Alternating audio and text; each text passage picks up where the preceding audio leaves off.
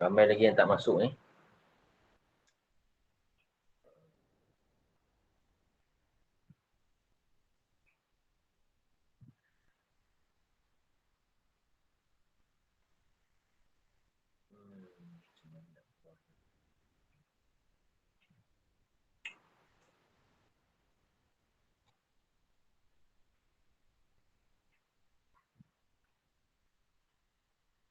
Assalamualaikum warahmatullahi wabarakatuh. Waalaikumsalam warahmatullahi wabarakatuh. Ustaz Kita sihat baru, Ustaz? Alhamdulillah sihat. Alhamdulillah dengan Macam izin Allah. mana? Kita kat sini hujan. Hai Dekat hujan ni. dekat mana ni? Dekat Desa Pinggiran Putra. Putrajaya. Oh dekat je.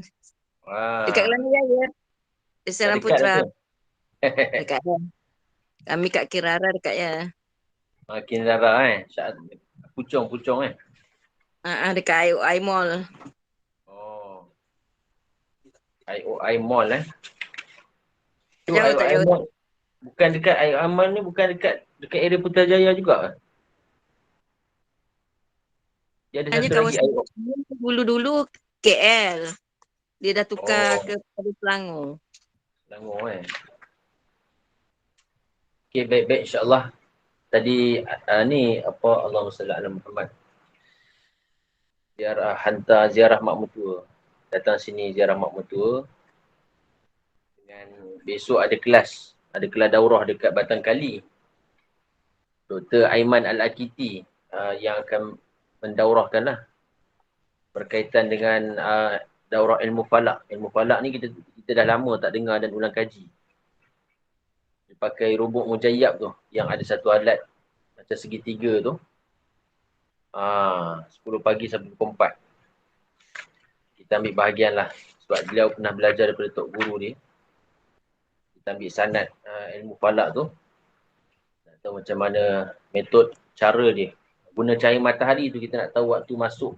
Satu waktu masuk. Waktu solat. Kemudian kiblat. Banyaklah berkaitan. InsyaAllah. Baik, pada malam ni kita akan masuk. Kita akan ada berapa orang ni? 1, 2, 3, 4, 5, 6, 7. Oh, 7 orang 8. Dalam minggu ni agak sukar sikit nak hadir kelas. Biasalah masing-masing ada komitmen. Jadi yang boleh hadir ni memang hebatlah, luar biasa. Jadi boleh share kan sebelum tuan-tuan hadir ni, masa tuan-tuan hadir ni pun boleh share lagi. Kita boleh share lagi pada yang lain. Adik-beradik kita, keluarga kita, share dalam grup sebanyak mungkin yang saya telah share dalam grup soal jawab tu. Supaya, dan malam ni pun kita akan buat rakaman juga. Ni pun dah dirakam ni. Berkaitan dengan isu-isu polemik. Kita terang secara ringkas je lah. Dan dia banyak. Misalnya dalam kitab ni dikarang oleh satu ulama Hadramaut Tarim, Habib Zain bin Smith.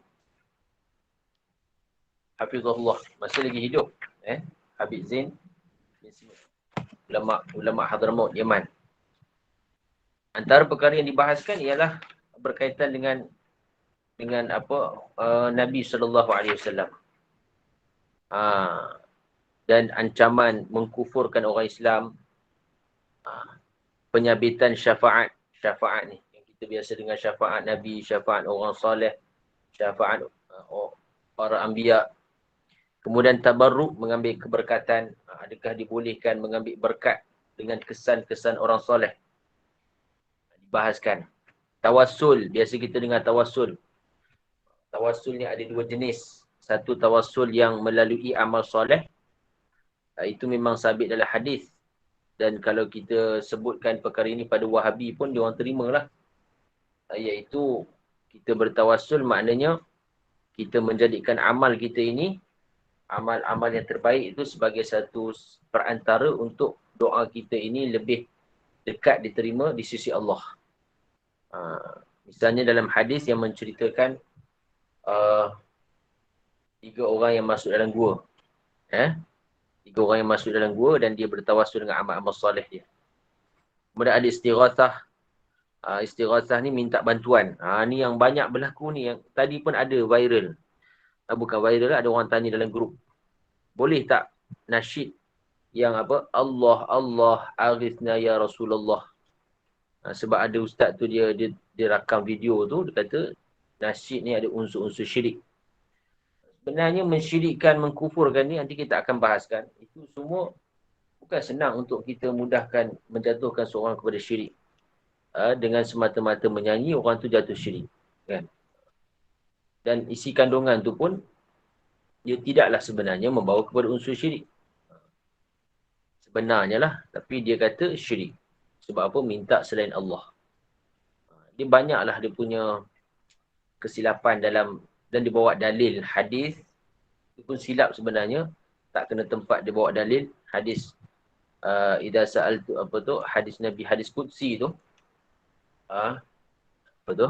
Allahumma salli ala Muhammad. Allahumma salli ala Muhammad. Apa hadis tu bunyi? Tak ingat pula.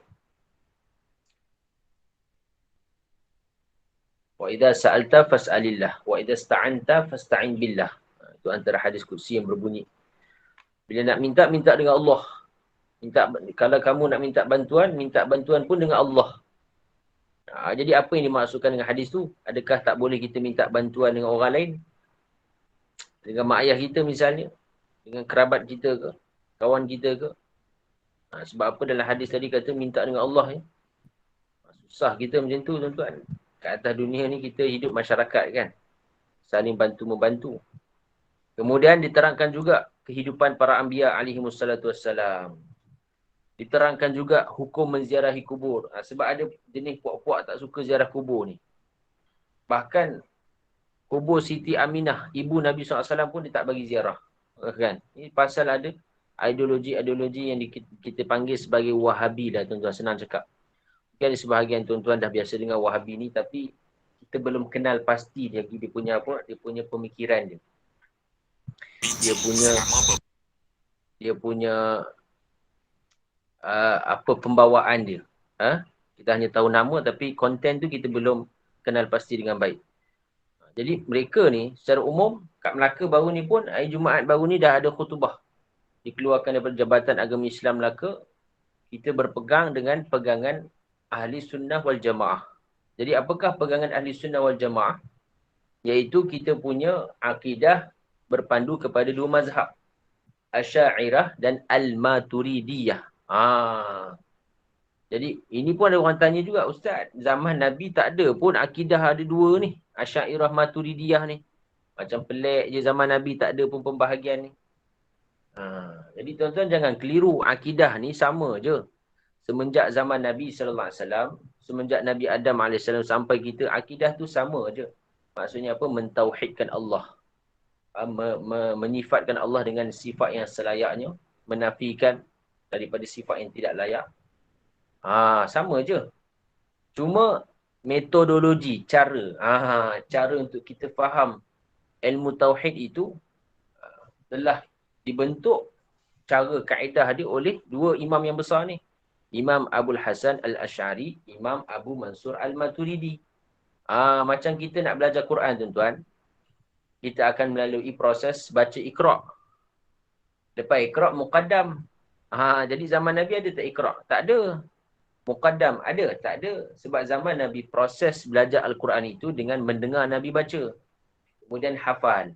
Kemudian sampaikan. Itu cara sahabat. Jadi mereka ni orang Arab, mereka tak perlu pada Iqra'.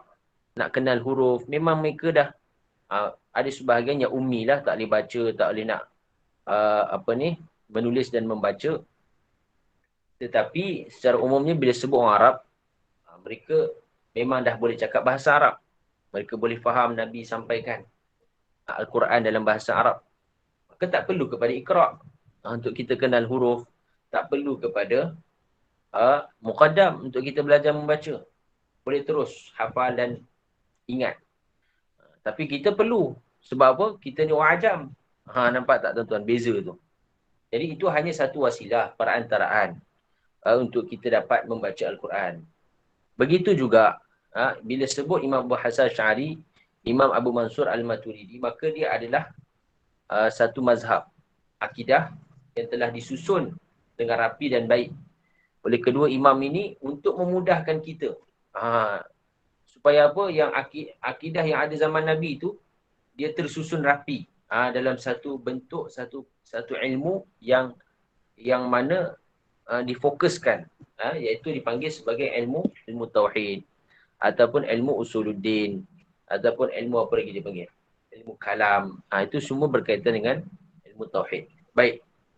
Kemudian disebutkan juga apa dia, bila sebut akidah, dua mazhab ini yang kita pegang. Dan bila sebut fiqh, maka fiqh mazhab Syafi'i. Melainkan sesetengah keadaan yang difatwakan mazhab yang lain. Maka boleh kita mengikuti fatwa tersebut. Tak ada masalah. Yang penting masih dalam lingkungan 4 mazhab. Mazhab Imam Abu Hanifah, mazhab Imam Malik, mazhab Imam Syafi'i, mazhab Imam Ahmad. Dan seterusnya ialah tasawuf ataupun akhlak berpandu kepada manhaj, iaitu Junaid al-Baghdadi, Imam Junaid al-Baghdadi dan Imam al-Ghazali. Ini dua imam yang masyhur yang kita biasa jadikan sebagai silibus pengajian tasawuf. Tasawuf ni apa? Ilmu menyucikan hati daripada sifat yang buruk, yang keji. Dan dah ada pun zaman Nabi. Tak dengar suara? Yang lain dengar tak suara? Dengar Ustaz. Ustaz. Jadi kalau kita tengok ilmu tasawuf ni pun tak ada zaman Nabi, betul tak? Mana ada Nabi ajar ilmu tasawuf? Maksudnya secara nama tasawuf tu, kalimah tasawuf tu pun tak ada zaman Nabi. Adakah dia merupakan bid'ah? Bid'ah yang diada-adakan. Dia sebenarnya zaman Nabi memang dah ada ilmu tasawuf, tetapi dia tidak dinamakan atas nama tasawuf. Faham tak? Maksudnya benda tu dah ada, tapi dia datang dalam bentuk Nabi latih sahabat secara rawak, secara spontan. Dan latihan tasawuf itu telah ada bersama Nabi dan sahabat. Bagaimana Nabi menegur sahabat dalam setengah keadaan. Nabi contoh orang Arab yang kencing. Orang Arab mengkampung Arab Badui tu dikencing dalam masjid Nabi. Ramai sahabat yang nak bunuh Arab tu, tapi Nabi larang. Nabi kata, bagi dia peluang untuk supaya dia habiskan dia punya hajat dia. Kemudian Nabi dakwah dia, Nabi sebutkan dengan lemah lembut. Itu tasawuf lah tu. Maksudnya apa? Kita berakhlak mulia dengan orang sekeliling kita. Dan ada sebahagian hadis-hadis Nabi SAW yang menjurus kepada hati. Maksudnya apa? Jangan lihat keburukan saudara kita, lihatlah keburukan kita. Itu antara perkara-perkara yang berkait ilmu tasawuf. Cuma ilmu ini telah dibukukan, telah dibentuk dalam satu bentuk yang khusus selepas itu. Dan yang masyhur dalam membentuk ilmu ini, sudah pastilah yang terkenal itu Imam Ghazali. Ghazali rahmatullahi alaih antara ulama yang menyusun ilmu ni. Dia telah buat satu kitab yang khusus berkaitan ilmu tasawuf, Ihya Ulumuddin. Nama dia pun dah hebat dah. Menghidupkan ilmu-ilmu agama. Makna kalau tasawuf ni tak ada, kita ada banyak mana ilmu pun dalam diri kita, maka agama takkan hidup. Sebab tasawuf tak ada. Tapi ada pokok yang dia menafikan tasawuf. Satu tasawuf, satu tarikat. Tarikat ni maknanya zikir-zikir ataupun amalan-amalan diberikan oleh masyayikh untuk sesetengah orang supaya apa? Dia dapat amalkan untuk menjernihkan, menyucikan hati dia. Bersihkan diri dia. Sebab untuk membersihkan hati, kalau kita filter kotor, kita minum air tadi tak diservis. Ada orang dia jual kowe, kukur kan. Kat rumah tu dah berapa bulan tak pernah servis. Air tu akan jadi kotor. Kita cek pakai apa? pH color tu, air tu jadi kotor. Air kotor. Maka kalau kita minum tak sihat. Tuan-tuan. Begitu juga hati ni. Hati ni dia perlu kepada satu penyucian. Kalau tak disucikan, tak dibersihkan, maka bila hati kotor, Nabi bagi tahu, bila hati kotor, menyebabkan anggota badan akan jadi rosak. Idza salahat, bila hati baik, salahal jasadu kullu. Baik semua anggota badan. Kalau hati ni hati dalam ni rosak, maka apa dia? Maka fasadal jasadu kullu, akan rosak seluruh anggota badan. Sebab tu penyucian hati tu penting. Antaranya ulama telah sarankan dengan melalui amalan tertentu. Itu perlu kepada baiat kepada para mursyid, guru-guru yang telah diberi ijazah oleh guru mereka untuk jadi khalifah. Khalifah ni maksudnya orang yang telah diberi keizinan untuk dia melatih orang lain. Dengan memberikan zikir-zikir tertentu, amalan-amalan tertentu untuk supaya orang ini dapat majukan diri dia dalam agama dan mendekatkan diri dia kepada Allah. Sebab tu kita perlu kepada guru yang mursyid. Baik. Jadi kita belum mula lagi ni. Ni baru mukaddimah. Baru mukaddimah. Kemudian dibahaskan juga tentang hidupnya para anbiya. Jadi para anbiya ni hidup ke mati? Nampak zahir mereka macam mati. Nabi SAW bila wafat, dah tak ada lagi yang melihat Nabi hidup atas dunia ni. Kita pun tak ada dah tengok. Jadi adakah betul Nabi ni mati? Ataupun Nabi masih hidup? Kemudian begitu juga, orang-orang mati boleh mendengar ke ataupun tidak boleh mendengar? Kemudian dibahaskan tentang membaca Al-Quran untuk orang mati. Boleh ke tak? Ini pun ada orang bahas. Ada orang pertikaikan. Kata, buat apa kita baca Quran untuk orang mati? Buat apa kita baca Quran kat kubur? Apa manfaat dia orang dah mati? Baik-baik, hati-hati dengan perkataan-perkataan sebegitu. Sebab apa? Sebab semua yang kita bahaskan ini ada dalilnya daripada Al-Quran dan hadis baginda Nabi sallallahu alaihi wasallam. Hukum memegang kubur, mencium kubur, boleh tak? Kita pegang-pegang kubur, cium kubur, kan batu nisan tu. Boleh ke tak boleh? Adakah dia jatuh kepada syirik? Ada orang kata ini syirik ni. Cium kubur ni apa syirik? Syirik apanya? Syirik itu berkaitan dengan hati. Bukan berkaitan dengan perbuatan seseorang. Perbuatan ni hukum fiqh. Harus ke, haram ke, makruh ke. Itu perbuatan. Perbuatan ni merangkumi perkataan, penglihatan, pendengaran, perbuatan yang keluar daripada tubuh badan. Tapi kalau berkait dengan hati, itu akidah, tauhid. Jadi bila kita sebut syirik, syirik ni maknanya dalam hati. Dia berkait dengan hati. Macam mana kita nak hukumkan seseorang itu dia musyrik ataupun dia syirik, ataupun dalam erti kata lain dia kafir? Bila musyrik ni kafir lah. Sebab dia menyekutukan Allah. Dia beriktikad dalam hati dia ada sesuatu selain Allah yang berkuasa. Allah berkuasa. Dan dia beriktikad selain Allah juga berkuasa. Itu dia syirik. Jadi tang mana syirik bila kita cium kubur? Bila kita pegang-pegang batu nisan tu, itu bukan syirik. Kan? Tak semestinya orang pegang tu dikira sebagai beranggapan benda yang dia pegang tu beri manfaat untuk dia. Kan? Sebab tu tak boleh kita menghukumkan seorang itu dengan syirik sebab dia perbuatan dalam hati yang kita tak tahu. Kita hanya boleh keluarkan hukum zahir, hukum fiqh. Apakah hukum dari segi fiqh ni makruh ke, wajib ke, haram. Kemudian apa? Menyiminkan kubur, binaan, buat binaan atas kubur. Boleh ke tak boleh? Ini pun dia termasuk dalam hukum fiqh. Menulis tulisan pada batu nisan, boleh ke tak boleh? Ini pun ulama bahaskan. Talqin mayat. Orang mati kita talqin. Satu sebelum dia mati, kita talqin la ilaha illallah. Ada dalil tak? Nabi pernah buat tak? Kemudian satu lagi apa? Talqin selepas mayat dikebumikan. Kita talqin atas kubur. Itu pernah tak dilakukan? Boleh tak dibuat? Kemudian begitu juga disebutkan karamah. Perbahasan karamah. Karamah ni tuan-tuan, benda yang khariq lil adah. Benda yang bercanggah dengan adat. Orang biasa tak boleh buat. Tapi ada setengah orang Allah bagi dia kelebihan. Itu dipanggil karamah. Kalau Nabi dipanggil mu'jizat. Kalau selain Nabi dipanggil karamah. Kemudian dibahaskan dekat sini juga perbahasan melihat Nabi SAW yaqazah. Yaqazah ni maknanya benar-benar dalam keadaan sedar, bukan dalam mimpi. Adakah boleh berlaku ataupun tidak? Dari segi hukum tu, boleh berlaku ke tidak? Orang dakwa tu lain cerita lah. Kita perlu kepada bukti dan dalil. Tengok juga kepada orang dakwa tu, orang fasik ke, orang beriman ke. Tapi nak cerita tentang masalah tu saja. Bukan masalah siapa yang cakap tu. Masalah itu saja. Fokus kepada tu dulu.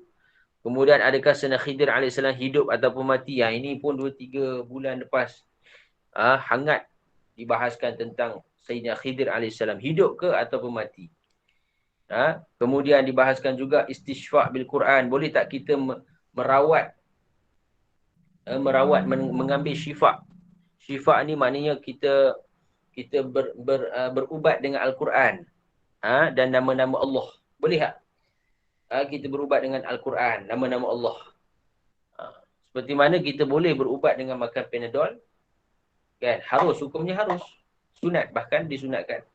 Maka boleh kita merawat dengan Al-Quran, tak ada masalah. Sebab Al-Quran pun sebahagian maksud diturunkan untuk wa nunazzilu minal Quran ma huwa syifa. Syifa, penyembuh segala penyakit. Kemudian berkaitan maulid. Ini pun ada puak-puak Wahabi dia tak suka. Bila kita buat maulid, dia kata maulid ni bid'ah. Bila bid'ah, maka sesat. Bila sesat, masuk neraka. Na'udzubillah min zalik. Senang dia hukumkan orang sesat, senang dia hukumkan orang masuk neraka. Sebab apa dia kata benda yang Nabi tak buat, bid'ah. Bila bid'ah, semua bid'ah tu sesat. Tuan-tuan, banyak sebenarnya benda yang ada zaman kita ni bid'ah. Tapi kita tak boleh kata semua sesat. Kita tengok kepada perbuatan tu. Adakah bercanggah dengan syariat ataupun tidak. Bukan semua benda yang Nabi tak buat, kita boleh hukumkan sesat. Kan? Kita boleh hukumkan kufur. Tak boleh. Dia tengok kepada asas 4 dalil. Al-Quran, Sunnah, Ijma' Qiyas. Kalau bercanggah, maka itu dikira sebagai bid'ah yang diharamkan. Kalau tidak bercanggah, maka dia harus. Contoh kita pergi kereta. Kita pergi masjid naik kereta. Nabi tak pernah buat. Pergi masjid naik kereta. Nabi tak pernah kita pergi masjid. Kita pakai mikrofon. Pembesar suara. Zaman Nabi tak ada. Kita pergi masjid. Apa lagi? Macam-macam yang zaman Nabi tak ada. Kita buat. Jadi adakah bila Nabi tak buat, dia bid'ah, maka bid'ah tu kita tak boleh buat. Benda baru. Bid'ah ni mana? Benda yang baru. Yang tak ada zaman Nabi.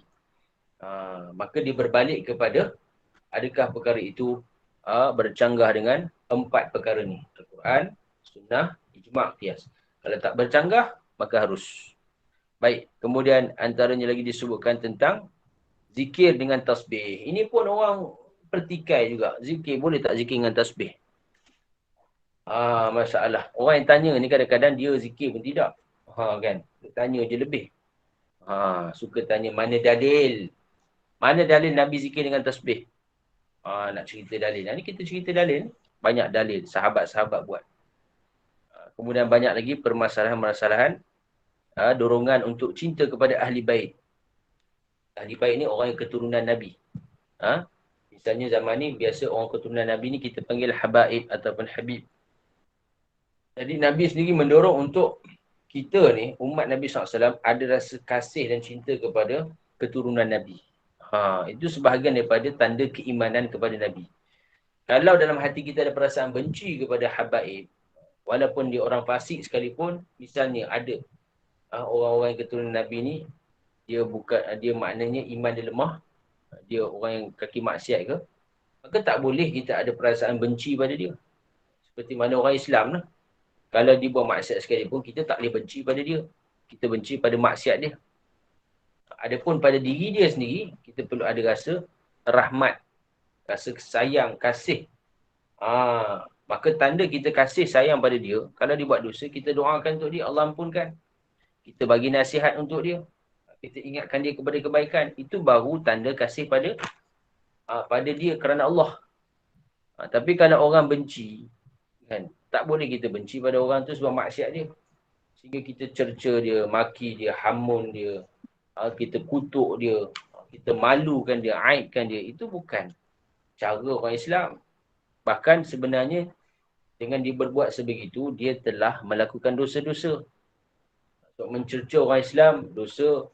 Memperaibkan orang Islam, dosa. Memalukan, menghina orang Islam, satu dosa. Ini banyak berlaku.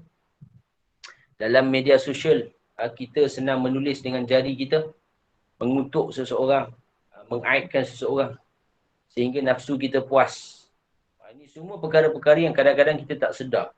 Kita nak tegakkan kebenaran, tapi dalam masa yang sama, kita telah menghina, telah membuat dosa. Menghina orang, memalukan orang, menjatuhkan orang. Sebenarnya benda itu tak boleh. Dilarang dalam Islam. Kemudian antaranya lagi disebut kelebihan ahli bait Nabi SAW. Okey, baik. Kita akan mulakan sedikit sebanyak. Bismillahirrahmanirrahim. Alhamdulillahirabbil alamin. Wassalatu wassalamu ala asyrafil anbiya'i wal mursalin wa ala alihi wa sahbihi ajma'in. Rabbi shrah li sadri wa yassir li amri wahlul 'uqdatam min lisani yafqahu qawli. Rabbi zidni ilma warzuqni fahma. Allahumma iftah 'alaina hikmataka wa anshur 'alaina min khazain rahmatika ya arhamar rahimin. Baik. Perbahasan pertama tentang ancaman daripada mengkafirkan orang Islam. Persoalan dia. Kita dengar dengan teliti dengan baik. Kalau tuan-tuan perempuan ada buku boleh tulis. Sebab saya baca kitab ni dalam bahasa Arab. Kitab ni dia ada dia bahasa Arab. Tapi telah ada terjemahan dia. Bagus untuk tuan-tuan dapatkan. Dah diterbitkan terjemahan dia. Kita punya ustaz kita Abu Zahrah Abdullah Tahir. Ustaz Abu Zahrah ni dia telah menulis terjemahan bagi kitab ni. Bagus. Sangat bagus. Sebab apa? Semua perbahasan yang tadi saya sebutkan dibawa dalil Al-Quran dan hadis Nabi SAW. Dan Syekh ni satu orang yang sangat alim lah. Sangat yang menulis kitab ni satu orang yang sangat mahir, alim, dan dia bawa semua hadis-hadis itu bersama dengan statusnya. Dengan takhrijnya. Dengan rujukan kitab hadis tersebut daripada mana. Bukan dibawa kosong je. Supaya orang baca tu dia hilang segala kekeliruan dia.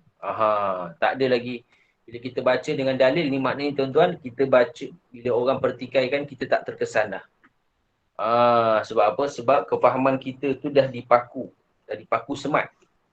Dah disemat paku dalam hati kita. Jadi orang pertikailah apa pun, kita tak terkesan. Kita tak ada keraguan. Kalau tak tuan-tuan, jadi macam ni. Kan, orang petikai sikit lagu apa yang tadi kita sebut tu. Ini ada unsur syirik ni. Kita pun ada unsur syirik kita pun dah jadi macam kelang kabut. Keliru kan. Sebenarnya tak perlu keliru kan. Sebenarnya dia satu kaedah mudah. Orang yang senang mensyirikkan orang atau membida'ahkan orang ni, kita dah boleh kenal pasti dia adalah orang-orang pokok yang dipanggil sebagai Wahabi dan Salafi.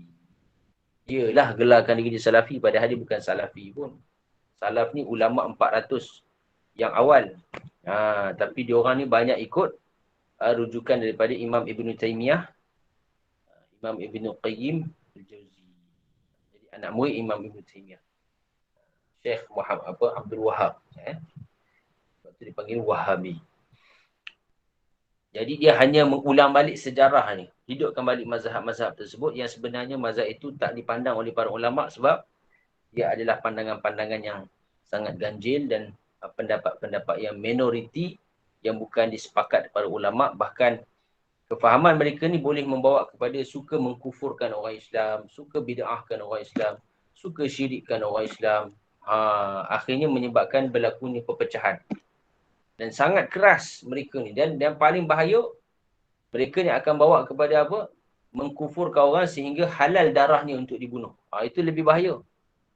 Sampai tahap tu. Bila mereka kata orang ni jatuh kafir, musyrik, maka halal darahnya. Itu yang berlaku dipanggil apa? Salafi yang dipanggil ekstrim. Yang terlalu ekstrim. Dia berpunca daripada awal tu lah. Senang untuk mensyirikkan orang, bid'ahkan orang, kafirkan orang. Tapi kalau kita tak halang benda tu awal-awal, maka lama-kelamaan dia akan bawa kepada sikap takfiri, suka mengkafirkan dan akhirnya menghalalkan darah. Dia kata orang zaman Nabi, orang kafir kan halal dibunuh. Yang musyrik tu, yang menentang Nabi tu. Jadi zaman kita ni pun boleh halal dibunuh. Dia kata. Na'udzubillah min dzalik. Sebab apa? Dia kata sebab Nabi tak buat, dia buat. Dia buat benda-benda syirik ni. Bahkan dia kata, saya dengar sendiri daripada orang-orang Wahabi ni, ustaz-ustaz Wahabi ni. Sebab tu kita kena perhatikan YouTube ni bukan, ataupun video yang disebarkan agama ni bukan semua benda kita boleh terima konten dia. Kita kena tapis, kena tanya. Betul ke tak betul ni? Kalau ustaz yang memang kita terkenal dengan aswaja, seperti Ustaz Azhar Idrus, ustaz yang terkenal lagi, siapa lagi? Maka itu kita boleh terima lah. Memang tak perlu tanya lagi dah. Konten dia bagus. Ustaz Wadi Anwar, itu pun bagus. Ustaz Azhar Idrus, lagi apa lagi? Ustaz Don Daniel. Jadi kalau tuan-tuan nak tanya ustaz-ustaz ni, dia aswaja ke tidak, boleh tanya pada saya. Sebab kita tahu dia punya apa manhaj ataupun metodologi dia. Jadi kita boleh beritahu siap-siap. Ini bukan aswaja. Jadi jangan kita ambil dengar daripada video-video dia supaya apa? Kita ni tak berlaku kecelaruan pada ilmu kita. Sebab zaman sekarang, mungkin Jabatan Agama dia boleh kawal dari sudut masjid dan surau tu, dia tak benarkan Wahabi untuk dapat tauliah. Misalnya Dr. Rozaimi. Dia tak dibenarkan mengajar di Selangor. Dia tak dibenarkan mengajar di Selangor. Tapi begitu juga dia tak dibenarkan mengajar di Johor. Dr. Mazhar pun sama. Muhammad Asri Zainal Abidin. Bukan saya nak kata keburukan dia lah. Ada baik dia, sisi baik tu ada. Tapi mereka ni terkenal dengan Wahabi. Sebab itu Selangor pun tak bagi tauliah pada mereka. Walaupun mereka ni mufti. Walaupun Dr. Zainal Abidin ni mufti Perlis ni adalah dia mufti di lantikan sultan, tapi dia tak dapat tauliah sebab ajaran dia bercanggah dengan Ahli Sunnah wal Jamaah. Tapi kalau kita tak boleh nak bezakan, akhirnya kita tengok video dia, kita pun akan terikut sama dengan ideologi-ideologi yang disampaikan. Itu yang bahaya tu. Kalau kita boleh bezakan sebab kita ada asas ilmu agama, itu tak apa.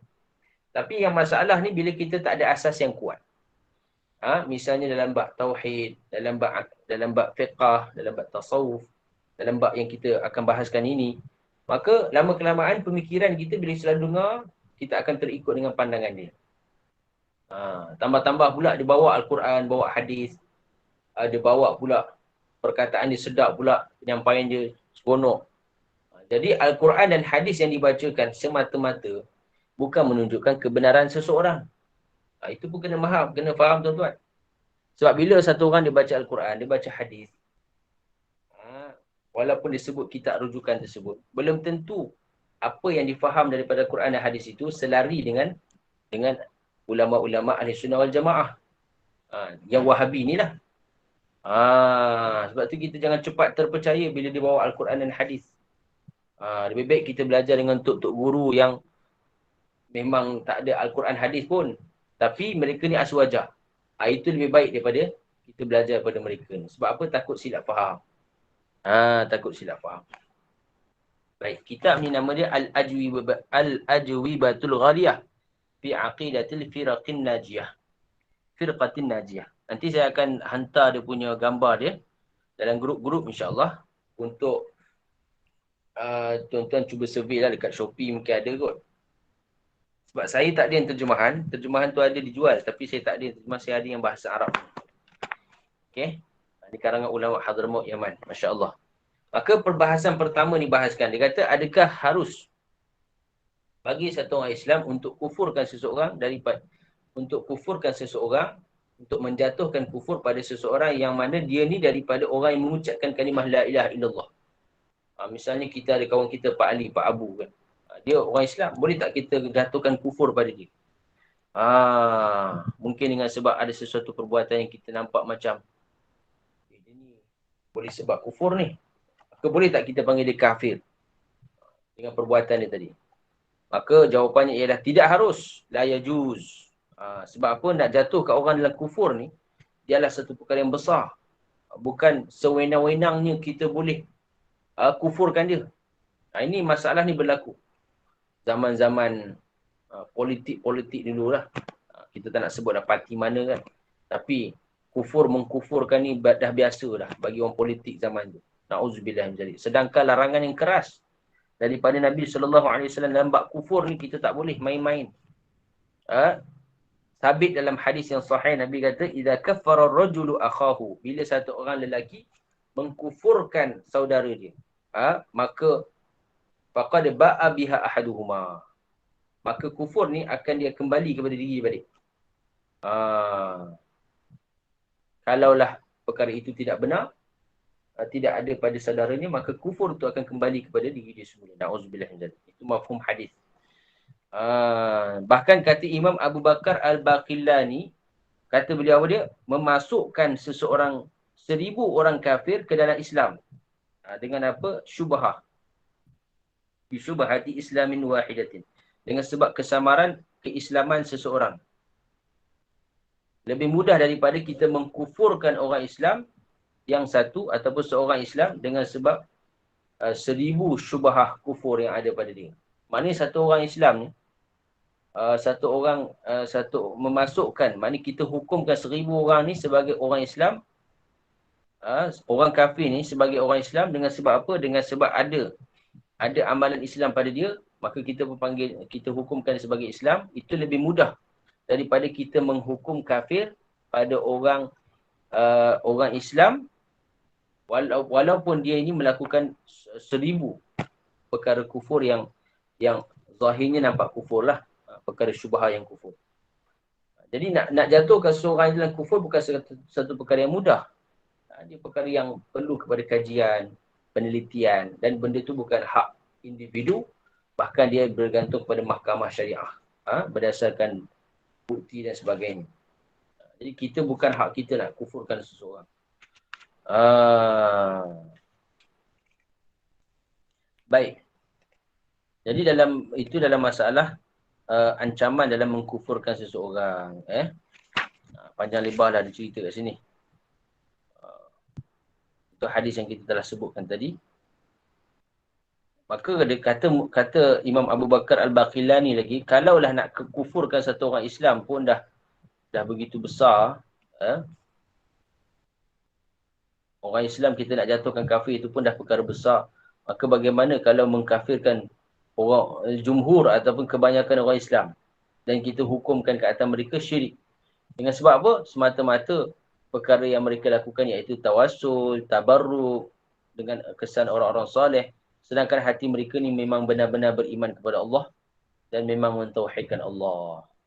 Jadi orang-orang Wahhabi ni dia suka jatuhkan syirik dan kufur pada orang Islam yang melakukan tawassul, tabarruk, ziarah kubur. Padahal benda tu tidaklah menjatuhkan seorang dalam syirik dan kufur. Tetapi dia kata itu adalah benda yang syirik, benda kufur. Kerana apa? Pergi ziarah kubur, minta orang mati. Minta doa daripada orang mati. Sejak bila pula kita minta doa daripada orang mati? Dia tak faham tu. Kan? Orang ziarah kubur, mana ada kita minta doa untuk orang mati? Kita tak minta doa daripada dia. Kita doakan dia. Dan kita berdoa, kita doa daripada Allah. Minta daripada Allah. Kan? Mana ada minta daripada orang mati? Itu masalah dia. Sebab apa orang Wahabi ni dia membezakan. Dia kata kalau minta orang dah mati ni tak boleh. Bagi dia syirik. Apa syirik pula? Kan? Tapi kata kalau minta orang hidup boleh. Minta orang hidup boleh. Jadi bermakna kalau minta orang hidup tak syirik. Minta orang dah mati syirik. Jadi apa pembeza antara syirik dengan bukan syirik ni? Adakah disebabkan orang hidup ni dia boleh bagi kesan? Orang mati, orang hidup ni dia macam mana pembeza dia? Jadi sebenarnya kalau kita ikut ahli sunnah wal jamaah, orang hidup dengan orang mati ni, dua-dua tak boleh bagi kesan. Kita minta tu hukum dia harus. Cuma apa? Yakin dalam hati kita Allah yang melakukannya. Itu dia. Bukan kita meyakini orang yang kita minta itu boleh berbuat sesuatu, memberi manfaat atau mudarat. Jadi kalau ikut Wahabi ni seolah-olah apa dia? Seolah-olah bila boleh dengan orang hidup, tak boleh orang mati, maka bagi dia seolah-olahnya apa? Seolah-olahnya orang hidup ni boleh bagi manfaat. Orang mati tak boleh bagi manfaat. Jadi kat situ salah lah. Sebenarnya dia dah salah.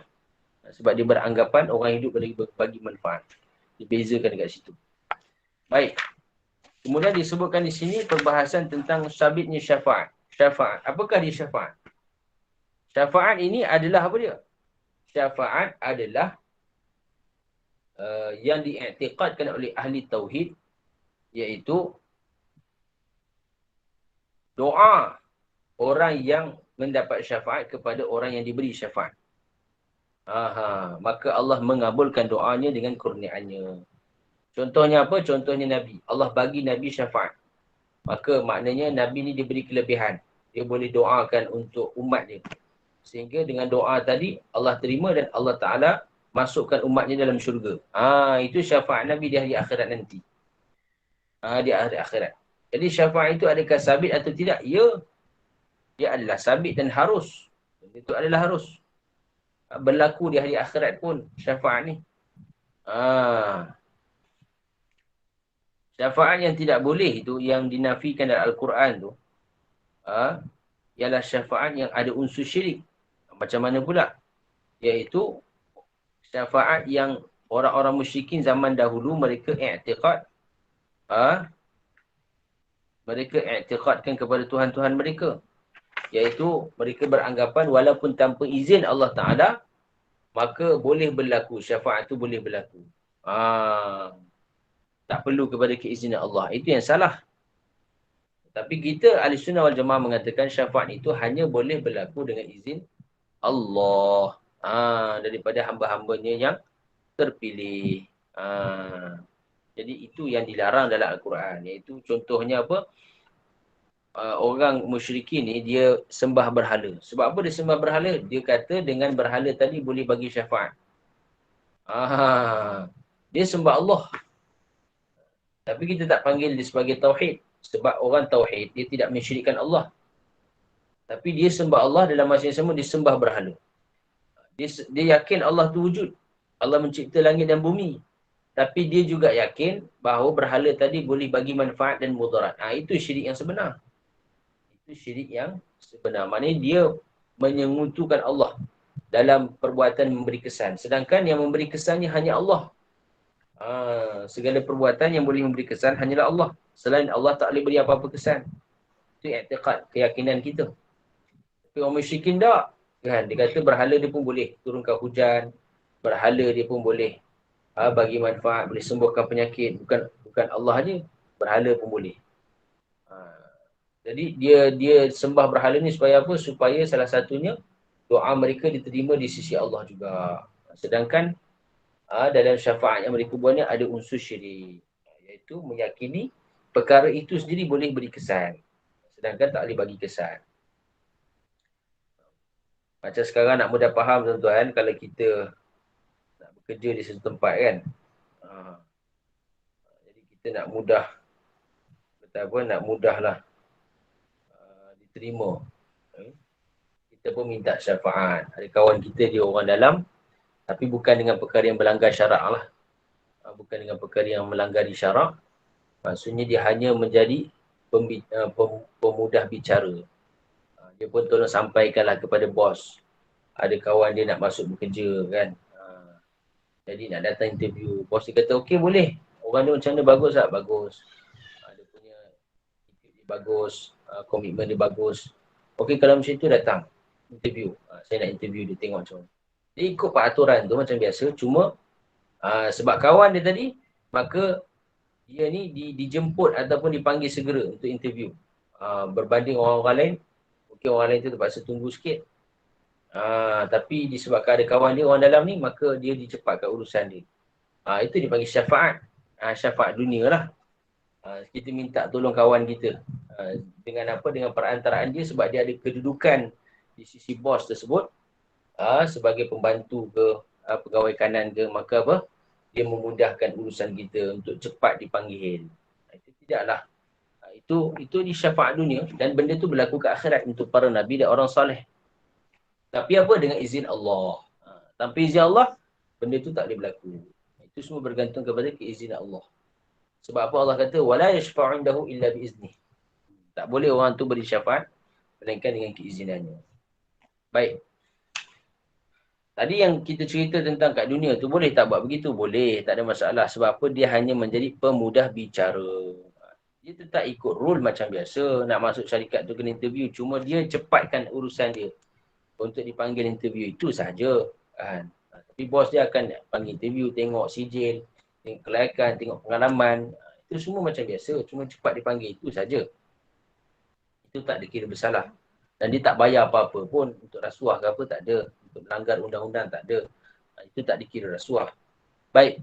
Kemudian at-tabarruku bi athari salihin. Kemudian mengambil berkat kesan-kesan orang soleh. Boleh tak kita ambil berkat kesan orang soleh? Sekarang ni Wahabi tak suka ni. Kan? Contoh kita minum air. Tok guru kita minum air. Ada baki kan dalam ni. Air sikit separuh. Biasanya kadang-kadang anak murid, biasa guru kita lah, ustaz-ustaz kita kalau mengajar ke apa, dia minum air, ada sikit air. Baki. Maka lepas habis mengajar tu, kita pun pakat-pakat ambil air yang lebih tu, kita pun minum kan. Sebab apa minum ni? Nak ambil berkat. Betul ke ada berkat pada air minuman ni? yang diminum oleh tuan guru kita. Pada zahirnya tuan guru ni orang agama, dia orang soleh lah. Dan dalaman dia tu serah kepada Allah. Maksudnya soleh. Maka bila orang soleh ni dia ada barakah dia ada keberkatan yang ditinggalkan, dipanggil azar. Maka hukum dia boleh tak kita ambil berkat tu? Hukum dia harus. Dan banyak dalil yang menunjukkan keharusan perkara itu boleh. Ada sebahagian tempat yang lagi dahsyat, dia basuh tangan tuan guru dia. Tangan pamakan kan. Pamakan kotor dia basuh. Tuan guru dia basuh. Kemudian apa? Kemudian air basuhan tu diminum. Nampak macam jijik kan? Tapi tidak. Kan? Bagi orang yang soleh, bekas minuman dia, bekas basuhan tangan dia adalah keberkatan. Dan perkara ini dilakukan oleh sahabat. Sahabat lakukan kepada Nabi SAW. Bukan setakat itu. Nabi ni, sahabat minum darah Nabi. Sahabat minum darah Nabi. Sehingga diriwayatkan, darah Nabi lah. Darah ni kan najis. Kalau ikutkan hukum fiqah kita, Syafi'i, darah kan najis. Mana boleh minum, kan? Minum benda najis. Tapi, sahabat ni minum. Sebab apa? Nak ambil barakah darah Nabi tadi. Dan ulama' sepakat bahawa darah Nabi, air kencing Nabi, peluh Nabi, semualah yang keluar daripada anggota Nabi, hukumnya adalah suci. Bukan najis. Suci. Dia tak sama macam manusia biasa. Ini dipanggil khususiat keistimewaan Nabi SAW. Keistimewaan Nabi. Nabi macam kita manusia biasa, tapi Allah beri keistimewaan pada sebahagian perkara. Taklah sama sepenuhnya macam manusia biasa, sebab Nabi ni satu orang Rasul, satu orang Nabi, ulil azmi. Sudah pasti ada kelebihan berbanding manusia biasa. Sama macam manusia biasa dari segi apa? Makan, dari segi minum, dari segi berkahwin. Tapi semua itu dilakukan adalah kerana tujuan pensyariatan. Bukan kerana nafsu, tetapi kerana satu tujuan pensyariatan. Untuk manusia ini mengikut cara Nabi buat tadi. Itu maksud Nabi dihantar. Bukan sekadar sebagai orang macam kita kan, makan, minum, lihat, tidur. Kita ni pun sebenarnya maksud Allah ciptakan besar kan, bukan sekadar makan, minum. Itu bagaimana kita ini menghidupkan agama di atas muka bumi. Baik. Contohnya apa dalam hadis? Sahal bin Sa'ad radhiyallahu anhu. Banyak sahabat-sahabat yang mereka ambil daripada kisah-kisah Nabi semasa hidup dan semasa Nabi telah meninggal dunia. Satu kisah iaitu burdah Nabi yang dia dapat daripada Nabi SAW, Sahal bin Sa'ad ni, radhiyallahu anhu. Ketika mana dia minta daripada Nabi burdah, satu burdah, satu pakaian lah. Satu sehelai kain, burdah. Maka sebahagian sahabat lain telah mencela dia. Sebab apa? Dia minta burdah ni daripada Nabi SAW. Yang Nabi baru pakai burdah tadi. Baru pakai dia. Baru gunakan dia. Jadi sahabat ni kata, aku minta burdah ni supaya dia jadi kain kafan aku. Dan dia kata sebagai riwayat lain menyebut, aku mengharapkan keberkatan burdah ini. Ketika Nabi SAW memakainya, maka aku dapat dikafankan dengannya. Hadis ni riwayat Imam Bukhari, tuan-tuan. Jadi kalau sebut riwayat Imam Bukhari, maknanya jelas hadis tu hadis sahih. Tak perlu nak pertikaikan. Bukhari, Muslim, kedua-duanya hadis sahih. Tak perlu nak tanya hadis tu sahih ke tidak. Memang hadis sahih. Tidak ada hadis dhaif, hadis hasan, hadis maudhu' dalam kitab Imam Bukhari, Imam Muslim. Jadi sahabat pun ambil kain burdah tadi Nabi. Maknanya mereka beranggapan bahawa burdah Nabi itu ada keberkatan.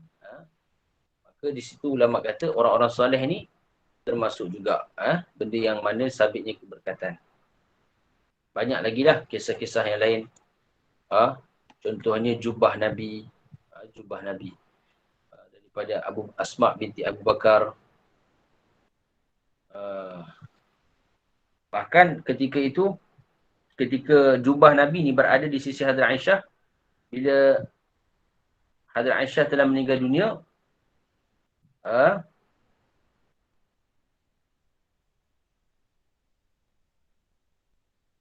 Hadrat Asma telah ambil jubah tadi. Maka kata dia apa? Nabi SAW sering memakai jubah ini dan kami akan membasuhnya. Maknanya bila kami basuh jubah ni, dulu tak pakai sabun lah tuan-tuan kan. Mungkin pakai air biasa je. Bila kami basuh tu, air tu kami akan mandikan pada orang yang sakit dan jadikan sebagai air penawar. Air basuhan jubah Nabi sebagai penawar. Ni hadis Imam Muslim, hadis sahih. Maknanya zaman Nabi pun dah ada buat cara begitu. Air jubah Nabi tu, air basuhan tu yang bersih lah. Bukan, dan kita pun dah sebutkan semua yang lebihan daripada Nabi ni suci kan. Maka apa dia? Maka dibuat sebagai air penawar, air ubat. Dan buat mandian untuk orang sakit. Sembuh. Tuan-tuan, ini barakah daripada Nabi. Daripada Nabi. Tapi orang soleh ni bawah sikit lah. Ini keberkatan dia taklah sehebat keberkatan Nabi SAW. Begitu juga qadah. Qadah ni mangkuk. Mangkuk tuan-tuan. Iaitu apa dia? Ni kisah Ummu Salamah, dia bawa mangkuk daripada air. Kemudian datang satu orang tadi, dia bawa rambut Nabi SAW. Maka bila satu orang tu, dia sakit, mata ke sakit apa ke, maka dia akan hantar rambut Nabi ni. Kemudian dicelupkan dalam air tadi dan diminum. Itu pun ambil keberkatan daripada rambut Nabi SAW. Dan banyak lagi. Banyak lagi kisah-kisah yang berlaku di zaman Nabi. Maka sahabat-sahabat ni mereka mengambil berat dengan apa? Dengan rambut Nabi, jubah Nabi. Untuk sebagai apa? Mengambil keberkatan. Dan bahkan mengambil sebagai penawar. Hadrat Khalid Al-Walid radhiyallahu anhu. Dia letak apa? Dia letak rambut Nabi dekat dia punya songkok dia.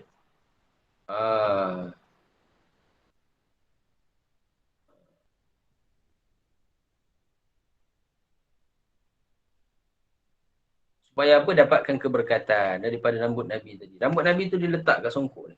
Topi besi dia. Ini berlaku pada sahabat Nabi SAW. Dan begitu juga bila Nabi berwuduk, sahabat-sahabat mereka merebut air basuhan wuduk Nabi. Dan mereka menyapu-nyapukan di badan mereka. Ini pun sabit dalam hadis. Untuk dapat apa? Keberkatan dan penawar. Itu keberkatan yang sabit daripada tubuh ataupun jasad Nabi SAW. Jadi apakah hikmah tabarruk atau mengambil keberkatan dengan kesan orang-orang soleh ni? Iaitu apa dia?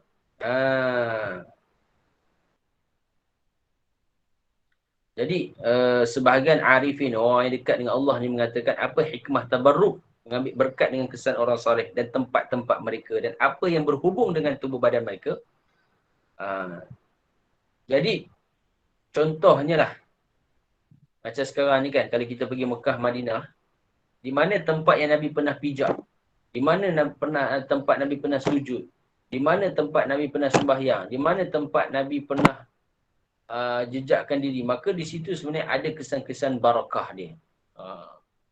Kesan-kesan barakah dia tuan-tuan. Bukan benda biasa tu.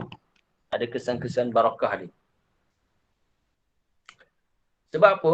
Sebab semua tempat yang bersentuh dengan pakaian orang soleh ataupun Nabi ini, maka terkena pada jasad dia. Jasad pula, dalam dia ada hati. Hati dia pula, hati yang mana ada hubungan dengan Allah. Maka bila mana Allah Ta'ala limpahkan cahaya Rabbani, cahaya kerohanian ke dalam hati-hati mereka tadi, maka dia punya limpahan keberkatan cahaya kerohanian itu akan mengalir kepada semua yang berhubung dengan jasad mereka dan ke kawasan sekitarnya. Tuan-tuan, itulah namanya keberkatan. Sehingga apa? Dengan sebab kesan-kesan cahaya kerohanian itu yang mengalir, melimpah, bila kita ambil, kita buat apa? Buat ubat, dia sembuh penyakit. Bila kita macam sahabat tadilah, dia buat ubat, dia buat penawar dan sebagainya. Tapi kita beranggapan bukan benda itu yang menyembuhkan Allah. Cuma keberkatan itu Allah jadikan perantaraan untuk disembuhkan penyakit kita. Kawan saya, dia ada penyakit darah apa. bakteria dalam darah ke apa. Maka dia selalu tak apa sihat. Maka dia satu hari bila kita tengok dia sihat, Allah Ta'ala bagi sihat. Maka kita tanya apa rawatan dia, makan ubat apa. Kita saya tak makan ubat doktor ni. Makan ubat doktor pun tak sihat-sihat. Dia kata saya amalkan satu sunnah. Iaitu apa dia? Dulu kita bila belajar, kita makan bertalam kan. Satu talam 5-6 orang. Maka bila makan tu, kan bila makan, semua makan dengan tangan. Tangan ni, ada kesan-kesan keberkatan lah. Mungkin kawan kita ni, orang dia bagus, wali Allah kan. Dia jaga, selalu baca Quran, jaga sembahyang apa semua kan. Duduk madrasah, pondok. Jadi dia jaga amal dia. Kesan-kesan amal itu, keberkatan itu kena pada makanan. Maka apa, setiap kali lepas habis makan, dia akan licinkan talam tu. Licinkan. Semua makanan sisa saki baki orang lain tu dia habiskan. Bukan setakat tu, dia ambil air kosong, dia tambah lagi. Dia jiru semua, dia hirup. Buat macam sup. Tuan-tuan. Semua tu adalah kesan saki baki daripada tangan-tangan orang. Kawan-kawan kita lah, pelajar-pelajar kita. Maka dia amalkan itu selama beberapa hari. Berterusan lah. Sehingga Allah Ta'ala bagi kesembuhan pada badan dia. Tuan-tuan. Nampak macam kalau kita tengok lah orang sains ni kata tak boleh ni. Kan? Dia pun ambil air tu dia kaji. Tak nampak apa air ni. Kan? Tak boleh ni jadi penyembuh ni. Itu orang sains. Orang kafir. Kan? Mereka mana ada beranggapan adanya keberkatan. Tak ada. Tapi kita orang Islam. Sebab kita apa? Kita daripada Al-Quran, hadis. Kita ada Allah Ta'ala sebagai Tuhan. Rabb kita yang mencipta. Maka Allah Ta'ala yang zahirkan, yang mencipta keberkatan ini. Dan berlaku dalam kehidupan pun. Zaman Nabi lagi dah ada. Maka begitu juga berlaku di zaman kita. Di zaman kita. Baik. Maka boleh kita mengambil keberkatan daripada orang-orang soleh. Hukumnya harus.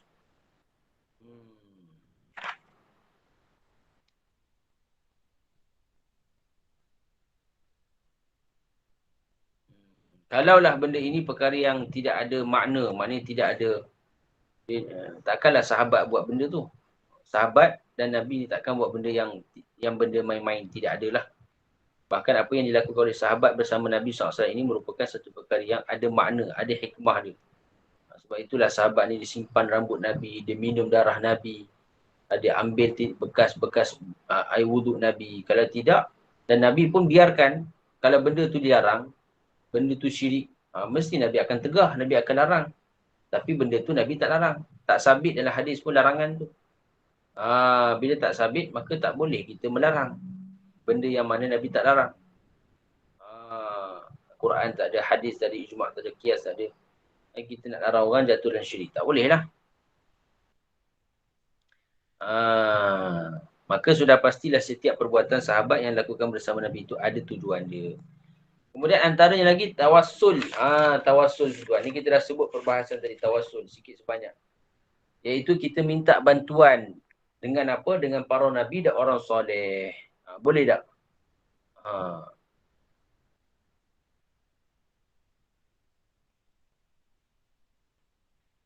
Jadi kita bertawassul dengan ahbabillah, dengan kekasih-kekasih Allah, para nabi, para wali, iaitu kita menjadikan mereka sebagai apa? Perantaraan dan sebab untuk kita dengan Allah agar ditunaikan hajat, ditunaikan segala tujuan kita.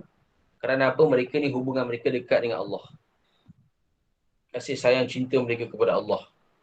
Tapi kita tidaklah i'tiqad orang tu yang boleh bagi selesaikan hajat kita. Kita i'tiqad Allah. Cuma kita hanya menjadikan mereka perantaraan supaya apa? Supaya doa kita ini lebih diterima, lebih dekat diterima di sisi Allah. Macam tadilah yang saya bagi contoh. Nak masuk kerja tu. Dalam hadis pun ada Allah menjelaskan. وَمَا يَزَالُ عَبْدِي يَتَقَرَّبُ إِلَيَّ بِالنَّوَافِلِ حَتَّى أُحِبَّهُ. Ini tawassul dengan amal soleh. Yang memang Wahabi pun dia benarkan. Dia kata apa? Allah kata apa? Sentiasalah hamba aku mendekati kepada aku dengan amal-amal sunat. Sehingga aku cinta kepada dia. Tuan-tuan mulia, maka boleh kita bertawassul pertama dengan amal soleh. Yang kedua, kita bertawassul dengan apa? Ulama jumhur ahli sunnah wal jamaah kata boleh bertawassul dengan orang soleh itu sendiri. Kan? Satu dengan amal soleh, amal kita yang soleh, yang kita rasa paling baik kan. Maka kita bertawassul. Macam mana cara dia? Contoh. Bismillahirrahmanirrahim. Kita berdoa puji-puji kepada Allah selawat Nabi SAW. Kita ada hajat ni. Maka kita pun sebut, ya Allah, dengan keberkatan melalui amal soleh aku, itu aku ada. Bukan kita ungkit tuan-tuan ni tawassul dipanggil. Itu saya ada bantu satu orang makcik ni, dia dalam keadaan kesusahan, ya Allah. Dia dalam keadaan kesusahan sangat berhajat, ya Allah. Maka aku telah beri kepada dia RM100 untuk dia beli barang keperluan dia semata-mata kerana-Mu, ya Allah. Bukan kerana yang lain, ya Allah. Ya Allah, dengan sebab perantaraan amal ini, Kau terimalah doa aku, ya Allah. Ya Allah. Kita itu maknanya tawassul dengan amal soleh. Maka ini diharuskan. Misalnya kita ada masalah, kita ada ujian, kita ada penyakit. Kita pun cuba fikir balik. Apa amal kita yang kita rasa paling baik, paling bagus. Maka kita tawassul dengan amal tersebut. Dan benda ni berlaku dalam hadis pun cerita. 3 orang yang masuk dalam gua. 3 orang yang masuk dalam gua. 1 orang, hadis ni dalam riwayat Riyadhus Shalihin pun ada. Hadis ni Imam Bukhari rahimahullah alaih. Pertama dia bila dia berehat dalam gua tu, tiba-tiba ditutup dengan satu ketul batu yang besar. Maka nak keluar tak boleh. Pintu gua dah tertutup. Maka orang pertama pun doa, ya Allah. Dia terus ingat pada Allah. Bukan ingat pada makhluk. Hari ni kalau ada ujian, kita ingat pada orang. Jadi sebenarnya kita kena minta dengan Allah dulu kan. Doa pada Allah. Baru kita minta bantuan pada orang. Jadi cara dia, maka dia berdoa kepada Allah. Ya Allah, sekiranya aku dulu ni ada, Allahumma salli ala Muhammad, berkaitan apa? Muamalat. Muamalat, muasyarah, akhlakiyah. Aku dulu ada mak bapak yang mana aku selalu bagi minum kat dia susu. Satu hari tiba-tiba aku balik lewat. Tengok mak ayah aku dah tidur. Aku pun tunggu dia sampai ke subuh. Anak-anak aku, isteri aku semua lapar. Aku tak bagi mereka. Sehinggalah mak ayah aku bangun, aku pun bagi minum susu pada dia. Punya pengorbanan dia, mujahadah, khidmat mak ayah dia. Maka dia kata, ya Allah, sekiranya amalan ini ada nilai di sisimu, ya Allah, maka kau bantulah kami. Ini dia panggil tawassul lah dengan amal soleh. Kan berbakti kepada ibu bapa itu merupakan satu amal soleh yang dipuji oleh Allah, dituntut. Maka, ya Allah, selepaskan kami daripada kesusahan ini. Pintu gua tadi terbuka sikit. Terbuka sikit. Tapi masih belum boleh keluar lagi. Orang kedua pun doa, ya Allah, aku dulu ada satu orang pekerja, aku tak bagi dia upah lagi, dia dah balik, dah cabut lari. Tak tahu pergi mana. Upah dia tadi aku ambil, aku telah laburkan, dapat haiwan yang banyak, binatang yang banyak. Tiba-tiba dia datang. Dia minta upah dia. Maka aku kata kat dia, ya Allah, ni semua upah kamu ni. Semua lembu-lembu ni, semua kami semua upah kamu. Sebab apa? Itu daripada hasil duit kamu. Orang tu pun terkejut. Dia kata, hang main-main aku ke? Aku nak minta upah aku je. Sikit tak. Upah aku kan banyak pun. Kata, ni lah upah kamu. Aku dah guna itu lambu. Habis ya. Maka pekerja tadi telah bawa semua harta dia tadi. Tak tinggal sekok pun. Dalam hadis sebut. Tak tinggal satu pun. Maka sekiranya, ya Allah, ini adalah satu amal yang kau terima. Maka selesaikan kami daripada kesusahan ini. Maka pintu gua terbuka sikit. Tapi tak boleh nak keluar lagi. Tak nak keluar lagi. Dan orang ketiga pun doa. Panjang cerita dia, tuan-tuan. Iaitu dia ada sepupu dia yang dia nak suka pada sepupu dia. Satu hari dia nak goda sepupu dia, tapi sepupu dia telah ingatkan dia pada Allah. Panjang cerita dia, pendek kan. Maka dia pun tinggalkan sepupu dia. Padahal dia dah boleh menguasai dah. Nak berzina dah, tapi dia tinggalkan kerana Allah. Maka ya Allah, sekiranya amal ini kerana-Mu, ya Allah, lepaskan kami daripada gua ini. Akhirnya pintu gua tu terbuka, habis. Dan 3 orang boleh keluar. Nak beritahu tuan-tuan, melalui amal soleh kita ni, doa kita ni lebih cepat dikabulkan oleh Allah. Yang kedua apa dia? Amalan secara berkumpulan, berjemaah itu lebih cepat dan lebih mudah untuk menyelesaikan masalah yang berbentuk secara umum. Contohnya macam COVID kita ni kan. COVID ni dia dah menjadi satu benda yang umum. Jadi kalau seorang je buat amal, benda tu tak selesai, tak mencukupi. Maka dia perlu kepada semua orang Islam. Sama-sama bergabung buat amal. Baru Allah selesaikan masalah COVID kita ni. Tapi kalaulah sebahagian orang Islam je buat amal, sebahagian lain dalam keadaan buat maksiat, dosa pada Allah. Lalai, leka, buat maksiat, buat anjuran macam-macam program-program yang tak sepatutnya. Sebahagian lagi, sikit je yang pergi masjid, yang dengar kuliah. Maka tak cukup untuk menarik bantuan Allah. Sebab tu, semua perlu kena bergabung. Ini berkaitan dengan tawassul amal soleh. Maka boleh tawassul dengan orang-orang soleh juga.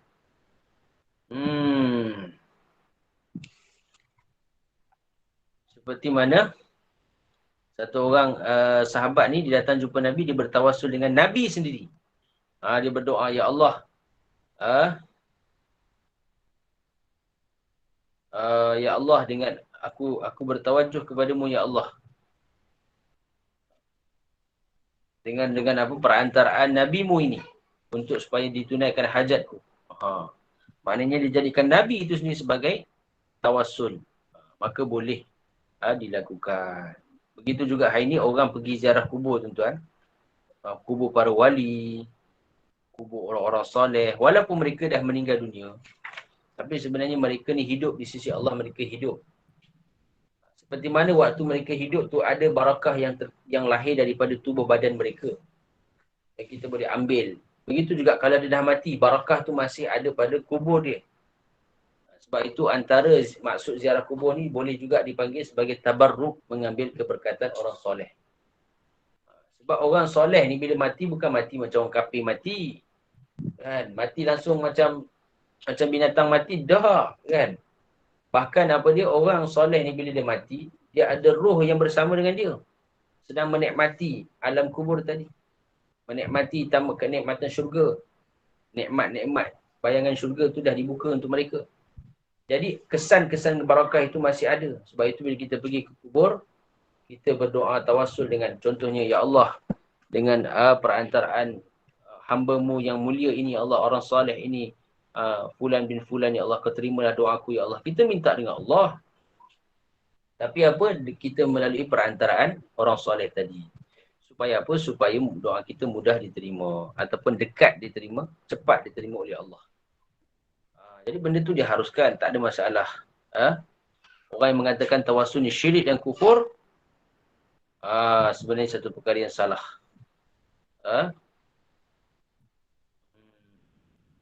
Satu perkara yang benda yang batil.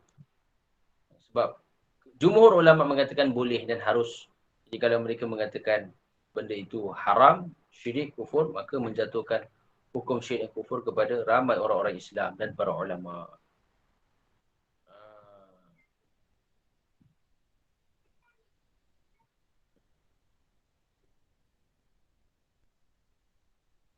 Okey.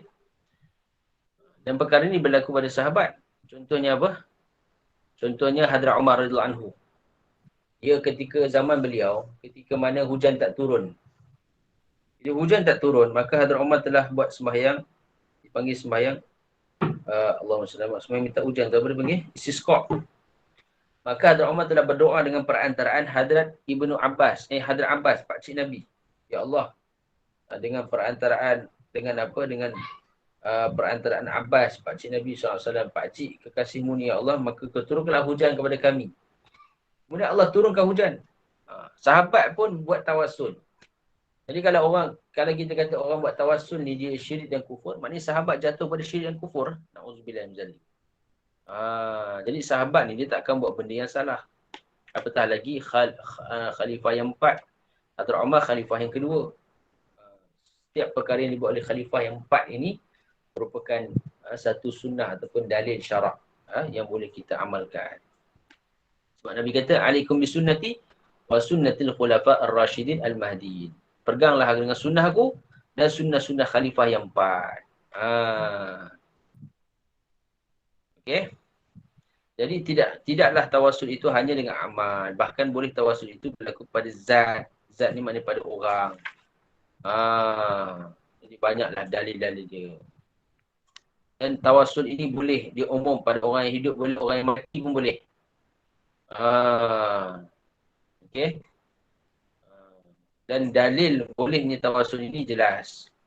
Al-Quran ada. Walau annahum izzalamu anfusahum ja'uka fastaghfirullah wastaghfara lahumur rasul lawajadullaha tawwabar rahima. Ketika ada sebahagian orang Islam, mereka melakukan kezaliman, mereka datang kepada engkau, wahai Muhammad. Mereka minta ampun dengan Allah. Mereka datang kepada Nabi tu supaya apa? Dengan harapan bila mereka minta ampun kepada Allah, maka Nabi pun doakan keampunan untuk mereka, maka Allah ampunkan mereka. Itu tawassul lah tu.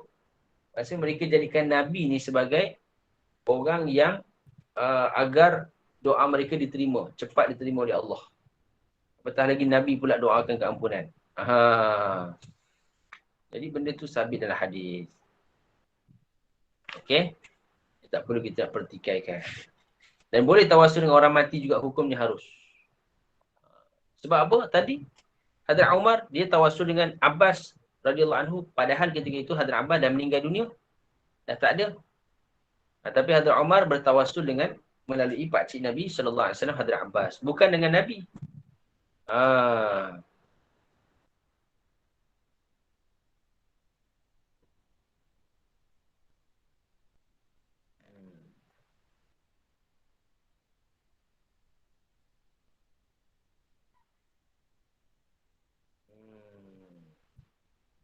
Oh, silap Sebenarnya Hadrat Abbas ketika itu masih hidup.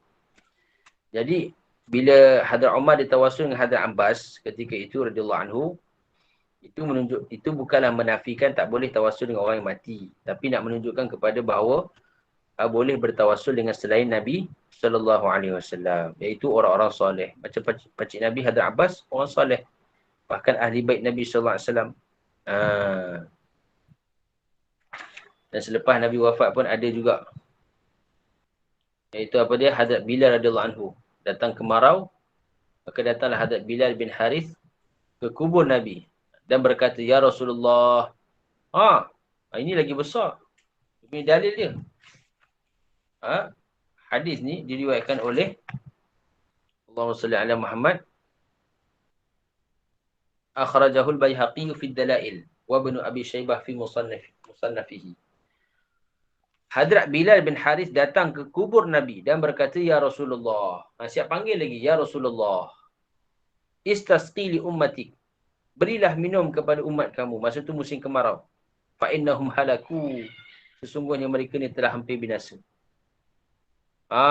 Jadi, syirik kan ni? Hadrat Bilal ni syirik ya. Kan? Kalau kita tengok lagu tu lah.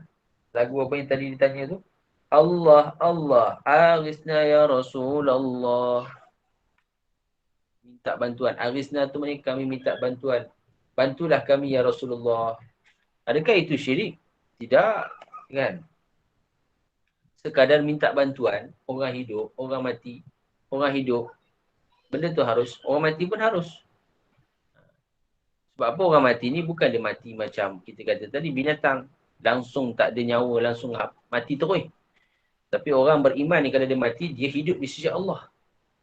Dan dia mendengar orang berkata, orang panggil dia. Apatah lagi Nabi SAW, bila kita pergi pusara Nabi, kita ucapkan salam. Nabi mendengar. Nabi melihat siapa yang beri salam. Maka Rasulullah SAW telah datang dalam mimpi. Katanya apa? Datanglah kepada Umar bin Khattab, sampaikan salam kepadanya, khabarkan kepada mereka bahawa mereka akan diberi hujan. Maka Hadrat Bilal pun datang kepada Hadrat Umar dan khabarkan, lalu Hadrat Umar telah menangis dan kemudian mereka telah diberi hujan. Jadi ini perbuatan sahabi. Iaitu Hadrat Bilal sahabi. Dan Hadrat Umar tak ingkarkan pun. Dan tak ada siapa pun daripada sahabat-sahabat lain yang ingkar. Begitu juga satu ketika Madinah telah ditimpa kemarau. Mereka datang jumpa Hadrat Aisyah. Hadrat Aisyah kata, kamu tengoklah ke kubur Nabi tadi. Kemudian Hadrat Aisyah kata, kamu jadikanlah antara kubur Nabi dengan langit tadi ada satu lubang. Yang tidak ada, yang la yakuna bainahu wa bainas sama' saqfun. Maknanya tidak ada halangan antara kubur Nabi tadi dengan langit. Buat satu lubang. Maka mereka buat. Akhirnya telah diturunkan hujan. Sehingga telah menjadi subur. Tuan-tuan. Sebab tu kalau kita pergi Madinah, kita akan nampak dekat kubah Nabi tu, Dipanggil Qubbatul Khadra, kubah hijau Nabi yang betul-betul atas makam Nabi tu. Ada orang kata dekat atas kubah tu ada kubur, macam ada orang kena tanam atas tu. Dia ada macam benda, ada apa benda yang terangkat sikit atas kubah tu. Macam keranda, ada keranda atas tu. Itu sebenarnya bukan keranda, itu sebenarnya ada tingkap. Ataupun kita kata atap kubah tadi yang telah dibuka. Satu ketika dahulu di zaman Hadrat Aisyah radhiyallahu anha. Sebab apa? Supaya kubur Nabi tu direct dengan langit. Sehingga dengan amalan tu, dengan saranan Hadrat Aisyah itu, Allah turunkan hujan. Nampak? Ini tawasul dengan Nabi. Walaupun Nabi dah meninggal dunia. Nampak? Maksudnya Nabi SAW, bila Nabi dah meninggal, bukanlah Nabi maksudnya meninggal macam kita faham. Binatang meninggal.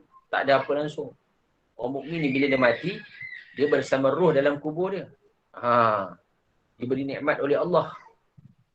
Jadi yang kita anggap dia mati macam mati katak dia, na'udzubillah min zalik. Maka hukum tawassul dia harus sama ada dengan amal soleh ataupun dengan orang-orang, dengan tubuh badan orang itu sendiri. Ataupun orang mati pun boleh, orang hidup pun boleh. Yang berlaku pun di zaman Nabi SAW. Seperti mana sahabat buat pada Nabi. Yang ni penting tuan-tuan kan. Saya nak snap je. Nak share kan. Orang duk tanya apa dalil-dalil ni. Payah.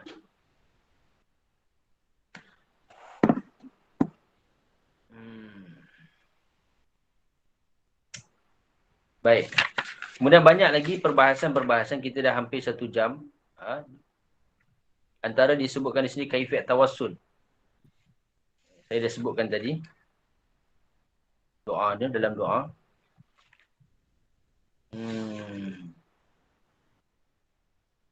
Kita akan sambung lagi dah. Berkaitan dengan istighasah pula.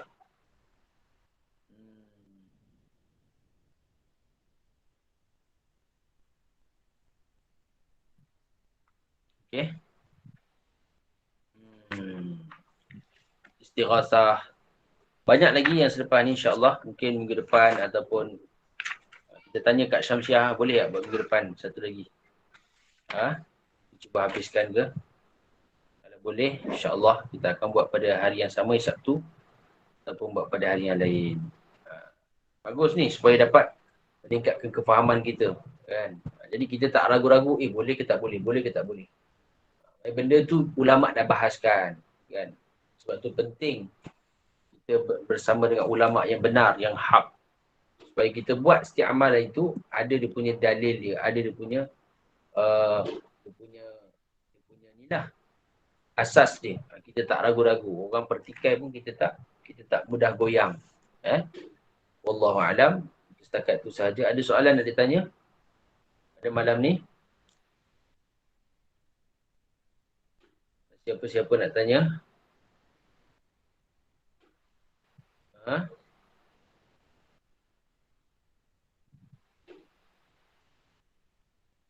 Kalau tak ada, kita sudah ingat tasbih kafarah. Suratul Asr. Subhanallah bihamdihi, subhanakallah bihamdika, asyhadu an la ilaha illa anta astaghfiruka wa atubu ilaik. Bismillahirrahmanirrahim. Al-'asr innal insana lafi khusr illa alladhina amanu wa 'amilus solihat wa tawassaw bil haqq wa tawassaw bis sabr. Allahumma anfa'na bima 'allamtana wa 'allimna ma yanfa'una wa zidna 'ilman. Allahumma faqihna fid din wa 'allimna at-ta'wil. Sallallahu alaihi wasallam Muhammad wa ala alihi wa sahbihi baraka wasallam. Alhamdulillahi rabbil alamin. Assalamualaikum warahmatullahi wabarakatuh. Terima kasih Ustaz. Waalaikumsalam. Terima kasih. Waalaikumsalam warahmatullahi wabarakatuh.